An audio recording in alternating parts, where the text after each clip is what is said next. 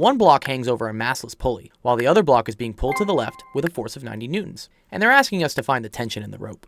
The best way to start these types of problems is by drawing force diagrams for each of the blocks. Looking at the first block, we have the force of gravity pointing down, the normal force from the ground pointing up, the pulling force to the left, and the force of tension in the rope trying to drag it back to the right. This tension in the rope pulling back can be kind of confusing, but think of it as being caused by the weight of the hanging block, making it more difficult to pull the first block to the left. If there was nothing connected to the rope, and thus the tension in the rope was zero, then it would be a lot easier to pull the first block.